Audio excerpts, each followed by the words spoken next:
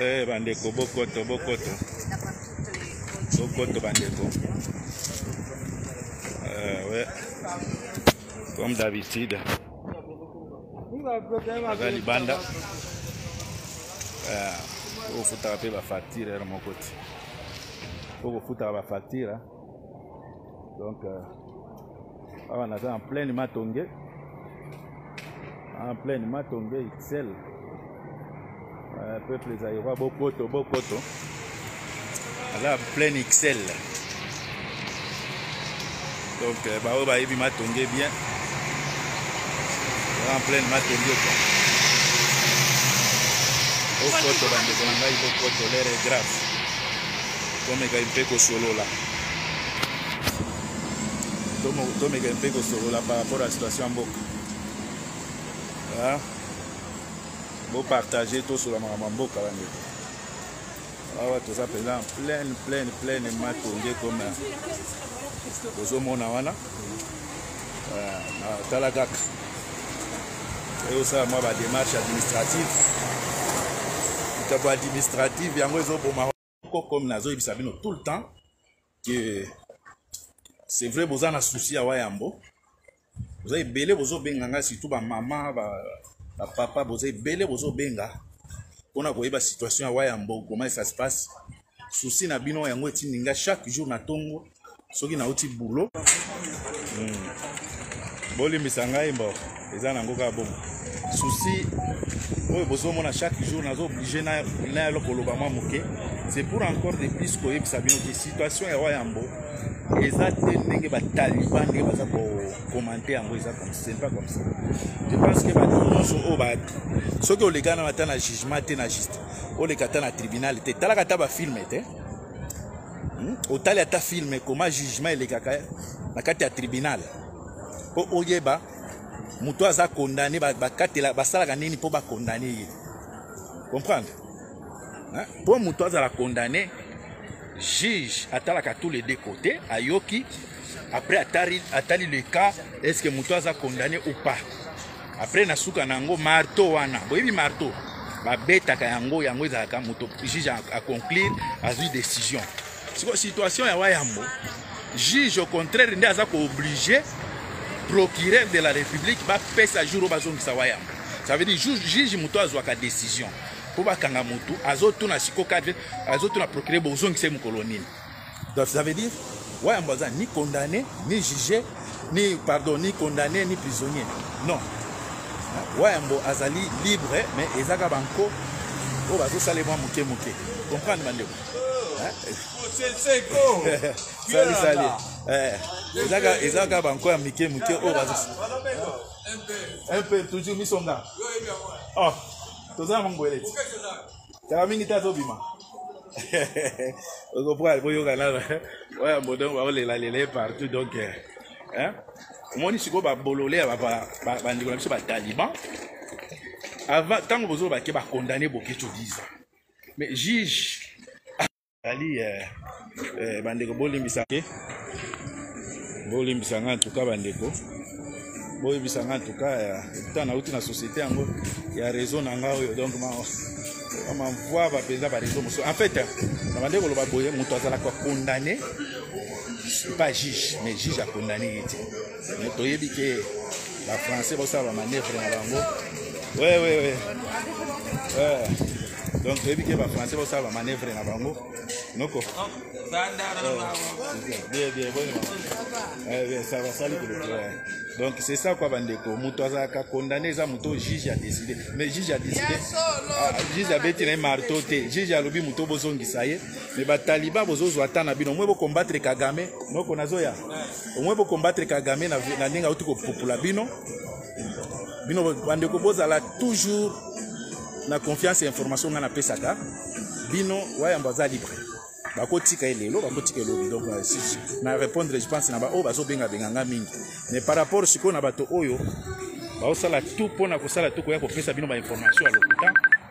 na ena no lelo pona ko répondre lisusu parce que na ebisaki bino que na kozongela chako na kozongela Shako na ebité bato nyonso soki boyebi Shako na ebité na ebisaki bino lelo na kozongela Shako na kozongela pe na Petit Bogis pona ko répondre bango comprendre Shako na ebike bato ebele bayebi Shako te aza nani Shako eza Dona le vrai combo na ye omoni déjà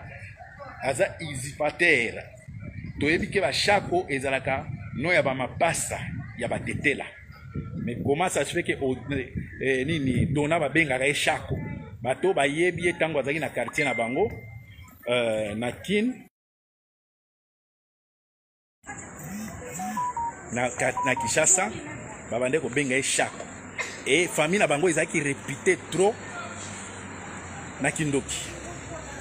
botune langage de na botune kombo babande ko benga ye na kin ezaki na Shako mais ye aza pe mutetela te Dona siko komba Shako obimisa ngo wapi ayebisa ki Dona na kobimisa makambo no tuna ayebisa ki na lakaki na zoya Dona aza parmi bato babande ko kengela bato na badouche Dona obozo benga Dona lelo kombo na ye eza Shako comprendre Shako bayebi bango na famille na bango na coin na bango ke baza ba Kindoki makasi mama leki na bango moko azaki wana akokosa bato ki asalelaka bato bakisi ya kobota donc na epai ya Dona je pense que na adresse yango soki ye na kopesa bino epai ya Dona en tout cas maman azolanda ngai s'il vous plaît epai ya Dona epai ya Dona batutu bayebaki ke bato wana baba bandoki na ndenge ya blague te bazali kolala chambre ndako moko ezanga chambre ezanga salon baobima kuna 17 oyo bozobenga lelo oyo Dona maître Dona kombo na ye eza Shako sikoyo nazotuna ye mpe mutetela te azwi kombo yango ya Shako wapi sozalisa ke Dona bayebi ye na mosala ya kokengelaka bana na badouche donc bamama leki na bango banini soki azosukola mosala na ye ezalaki kokende kodiongela Dona kodiongelaka soki moto azosukola donc bato bafandi place moko na Dona oyo bayebi Dona bien bapesi nga ba vraies informations ya Dona ke Dona kombo na ye eza Shako d'ailleurs bakamwe nini akoma na poto Dona bato bakokama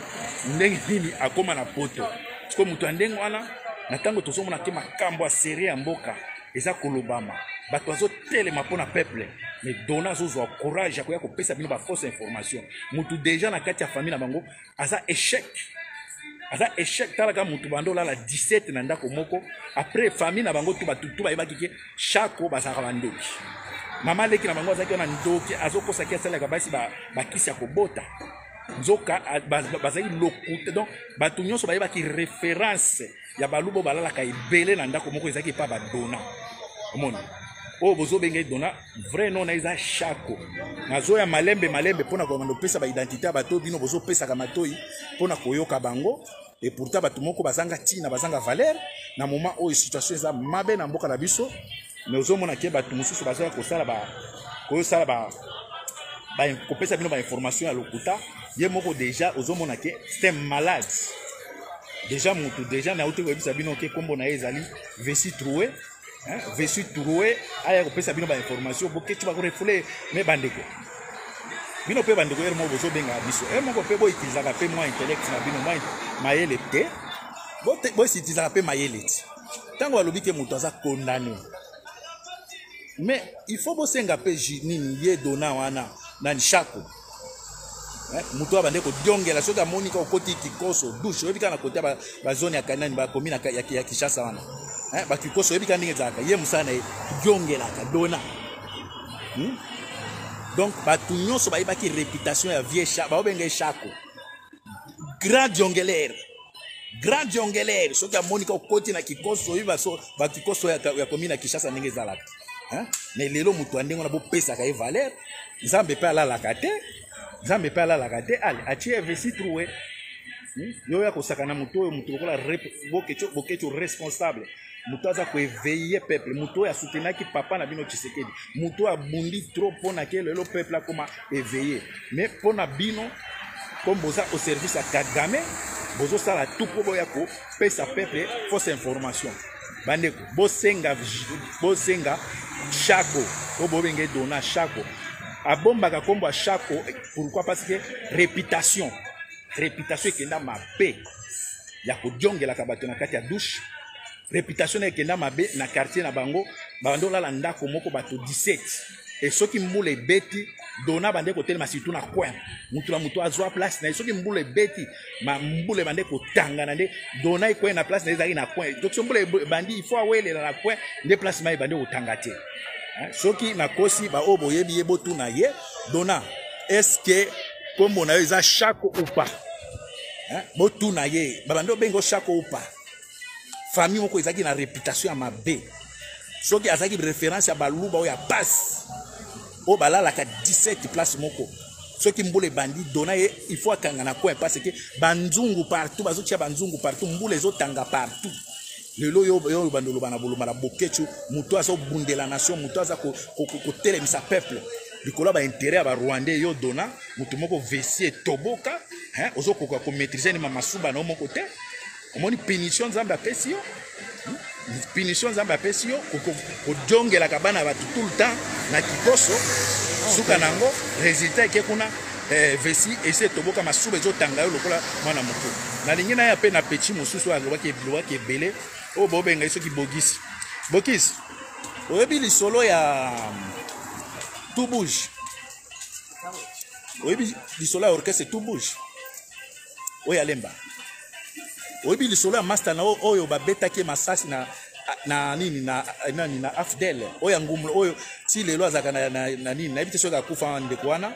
oyo bazaki na kini na tango wana ba 2001 2002 2003 ndeko moko boya bande ko tambola abande ko nguluma na se ba militaire ya ADF ba nini pardon Afdel ba bete masasi ba buka loketo ndeko wana komaki handicapé azo tambola na mabele bo wana pire master ya bogis bazaki na ye na orchestre moko tout bouge. Basimba kisi place moko. Basimba kisi na dona place moko na orchestre na bango tout bouge. Et ndeko wana don onani bogisa bika na liboma. Ndeko wana o basimba na yatika na liboma. Yango moni tango anini Afdele yaki ekutaki ndeko wana et certain moment babande ko boma bato maboma ndeko wana azaki victime bakanisa ki pe azaki rebelle ba bete masasi babuka ye ti lelo bato bazaka lemba ba yebike ndeko wana tambola kanase donc babuka ye luketo. Ndeko wana nde pire mutu ya bogis basimba na kisi place moko